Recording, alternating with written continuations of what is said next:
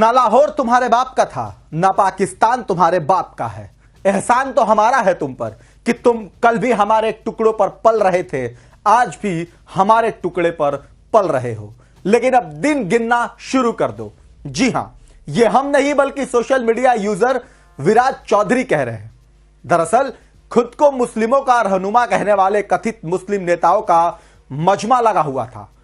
पूर्व बसपा सांसद मोहम्मद अदीब को अचानक पुरानी हसरत याद आ गई। पुराने ख्वाब को वो पूरा करना चाहते थे। शायद उनके मन में लगी टीश उन्हें सोने नहीं दे रही है। तभी तो उन्हें अचानक पाकिस्तान याद आ गया। खुलेआम धमकी दे रहे हैं। हिंदुस्तान की सरजमी पर खड़े होकर ये मोहम्मद अदीब कह रहे हैं कि ये मुसलमानों का एहसान है कि उन्होंने जिन्ना को मना किया, जिसके चलते पाकिस्तान का बॉर्डर लाहौर तक रह गया, नहीं तो ये लखनऊ तक होता।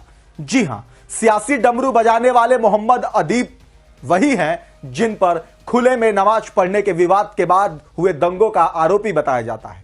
राजनीतिक गलियारों में मोहम्मद अदीब को विवादों का बादशाह कहा जाए तो कुछ गलत नहीं होगा। उन्हें मुसलमानों के नाम पर पाकिस्तान याद आ रहा है। मुस्लिम कॉन्फ्रेंस में बोलने वाले मोहम्मद अदीब पर अब इंटरनेट पर जंग छिड़ गई है। चारों तरफ से उन्हें घेर लिया गया है। आइए बताते हैं कि आखिर उन्हें पाकिस्तान की याद कैसे आई। आखिर कौन सी हसरत थी जो अब तक उनकी पूरी नहीं हुई। वक्फ बोर्ड से जुड़े 2 संशोधन बिल लोकसभा में पेश हो चुके हैं, लेकिन उस पर बवाल थमने का नाम नहीं ले रहा है। मुस्लिम संगठन जगह जगह इस बिल का विरोध कर रहे हैं। ऐसे में बीते दिन इसी मामले में दिल्ली में बैठक बुलाई गई। यहां पूर्व सांसद मोहम्मद अदीब पहुंचे थे। यही नहीं, उनके साथ all India Muslim personal law board के अध्यक्ष खालिद सैफुल्लाह रहमानी और जनरल सेक्रेटरी भी मौजूद थे। इसके अलावा कांग्रेस नेता और राज्यसभा सांसद इमरान प्रतापगढ़ी, अमरैन महफूज रहमानी और समाजवादी पार्टी के नेता और रामपुर से सांसद मौलाना मोहिबुल्लाह नदवी और कर्नाटक से राज्यसभा सांसद सैयद नसीर हुसैन भी मौजूद थे। यानी कुल मिलाकर खुद को मुस्लिमों का हितैषी बताने वाले कथित मुस्लिम जानकार बड़ी जिम्मेदारी के साथ बैठे। लेकिन अचानक पूर्व राज्यसभा सांसद मोहम्मद अदीब को पाकिस्तान याद आ गया। मोहम्मद अदीब ने बीजेपी का बिना नाम लिए हुए जमकर हमला बोला। उन्होंने दावा किया है कि यह मुसलमानों का एहसान है कि उन्होंने जिन्ना को नकार दिया, जिसकी वजह से पाकिस्तान की सीमा लाहौर तक रही, नहीं तो यह लखनऊ तक होती। पूर्व राज्यसभा सांसद यही नहीं रुके। उन्होंने आगे कहा कि जो लोग पाकिस्तान गए उनका दोष हमें दिया गया। हम मानते हैं जो पाकिस्तान गए वो महावीर हो गए, लेकिन हमने तो अपना खून बांटा था। हमने तो जिन्ना को मना किया था और ठुकराया था। आप खुद सुनिए आखिर उन्होंने ऐसा क्या कहा कि अब विवाद बढ़ चुका है। जो लोग पाकिस्तान चले गए उसका इल्ज़ाम हमें दिया गया। हम मानते हैं जो पाकिस्तान गए वो महाजिर हो गए, अपनी ज़िंदगियां बना ली, लेकिन हमने तो अपना खून बांटा था। हमने तो जिन्ना को मना किया था, उनको ठुकराया था। हमने लियाकत अली खान को नहीं माना था। हमने नेहरू और गांधी और आज़ाद को माना था, अपने खून को बांटा था। अगर हम जिन्ना के साथ जाते और अगर उस वक़्त हम सब मुसलमान जिन्ना के साथ जाते, यह एहसान तो हमारा हुकूमत को मानना चाहिए। तो फिर पाकिस्तान लाहौर तक नहीं लखनऊ तक बनता। हमारा एहसान है।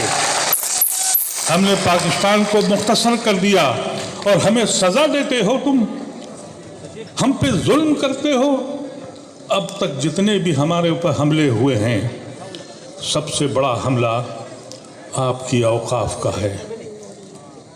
हमको लिंच किया गया, हम पे फसाद हुए, हमारे घरों पे बुलडोज़र चले। हम इसलिए नहीं बोले कि मेरा घर तो महफूज है, क्योंकि हम अपनी ज़िंदगी के लिए जीते हैं। लेकिन आज हमारे पास अब कुछ भी नहीं बचा। आप लोग हमारी क़ुव्वत हैं। हमने सबसे ज़्यादा जो मुसीबत झेली है वो ये है कि अब हमारी हैसियत नहीं रह गई। हम कभी जानते थे, हम जब अलीगढ़ में पढ़ते थे तो उस वक्त सियासी जमातें कहती थी कि कहीं मियाँ नाराज़ ना हो जाए। 2014 में मोदी एक फार्मूला लेके आए कि हम बग़ैर मुसलमानों के हाकिम वक्त बनेंगे। वो बन गए। उनके बनने के बाद हर सियासी जमात ने ये फैसला किया कि ये तो एक बोझा हैं, हमको अपना हिंदू वोट बचाना है। ये मुल्क इसलिए नहीं बटा था। मौलाना आज़ाद ने जो बात कही थी कि वो ये जहन मुल्क नहीं बट रहा है, एक कौम बट रही है। और वो कौम आज वो हालत है कि अगर किसी दलित के ऊपर कोई लिंच हो, बेंत मारे, तो हर पॉलिटिकल पार्टी वहाँ जाने को तैयार है। हमें घर में हमारे घुस के पूछें कि तुम खाते क्या हो और मार डालें, किसी के ज़बान पर आवाज़ नहीं आती। कैसी बदनसीब कौम है ये, अभी भी बटी हुई है, अभी भी अशराफ और पासमानदा में बटे हुए हैं। अरे पूरी कौम पासमानदा हो गई है, बेहिस हो गई है, सो रही है। कब तक जागोगे तुम लोग? अपनी हैसियत को पहचानो। मोहम्मद अदीब के इस विवादित बयान के बाद बीजेपी ने तुरंत इस पर हमला बोला। बीजेपी सांसद रविशंकर प्रसाद ने बाकायदा प्रेस कॉन्फ्रेंस करते हुए कहा कि ये पूर्व सांसद मोहम्मद अदीब का बयान है, एहसान मानिए हमारा, वरना पाकिस्तान लखनऊ तक होता। अब देखिए, ये उनका स्टेटमेंट है, चल रहा है। क्या बदतमीजी है, कहां तक जाएंगे आप? एक एमपी है, समाजवादी पार्टी का है ना, मतलब जो देश की एकता को तोड़ने वाली बहुत दुर्भाग्यपूर्ण बात है। अखिलेश यादव आजकल आप एकता का पोस्टर लगवा रहे हैं। आपके पूर्व सांसद ने क्या कहा है, क्या कहना है आपको? और उस अलायंस में राहुल गांधी भी हैं, क्या कहना है आपको? हमें ट्रस्ट करिए, वरना पाकिस्तान लखनऊ तक होता। मतलब ये है इनकी सोच।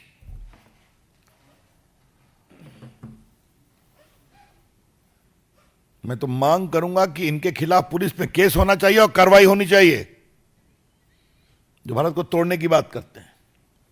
यही नहीं, मोहम्मद अदीब पर इंटरनेट पर लोगों ने जमकर गुस्सा जाहिर किया। एक सोशल मीडिया यूजर ने लिखा, अभी भी देर नहीं हुआ है, चले जाओ और फिर पाकिस्तान पहुंचकर वहां से लखनऊ पर कब्जा करवा लेना, पर पहले जाओ तो सही।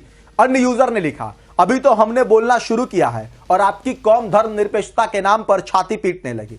सोचना जिस दिन जवाब दिया उस दिन क्या होगा। इसके अलावा एक और यूजर ने लिखा, तो अब चले जाओ, टिकट हम दे देंगे, फिर देखते हैं पाकिस्तान लाहौर की जगह लखनऊ तक होता है या लाहौर ललितपुर बनता है। बहरहाल मोहम्मद अदीब का यह बयान सोशल मीडिया पर खूब वायरल हो रहा है। उनके मंसूबे पर सवाल खड़े हो रहे हैं। यही नहीं, उनकी जमकर आलोचना हो रही है। लेकिन आप इस पर क्या कहेंगे, कमेंट करके जरूर बताएं। वीके न्यूज, राष्ट्र के नाम।